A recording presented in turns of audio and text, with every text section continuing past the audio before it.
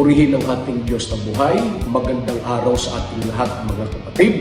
Sa pagkakataong ito, nais ko pong bigyan ng daan ang katanungan ng isa nating kapatid. Ang wika niya, paano ba makakaiwas ang tao sa pagkakasala? Mga kaibigan at mga kapatid, una po'y gusto kong bigyan ng diin.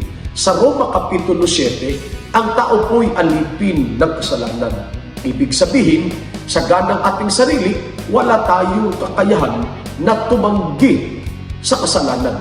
Idagdag pa natin, meron pong demonyo na humihila sa atin upang huwag tayong maglingkod sa Diyos. May sanlibutan, mga kapatid, na napakalakas ng impluensya upang tayo po'y alisin sa paglilingkod sa Panginoon.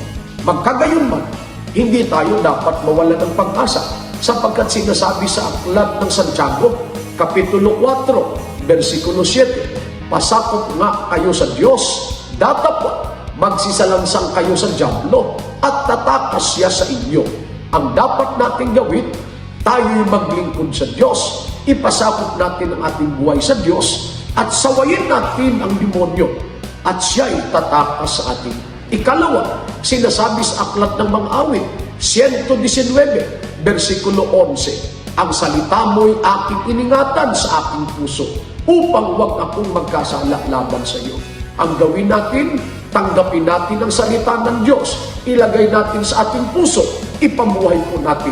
Ito ang magiging sandata natin upang makatanggi, makaiwas tayo sa kasalanan. Mga kapatid, sana po'y napagpala tayo ng mga salita ng Diyos. Pagpalain tayo ng Panginoon. Maaari po kayong magtanong, mga kapatid, sapagkat walang tanong na di walang sagot sa Biblia, pagkat ang salita niya ay katotohanan.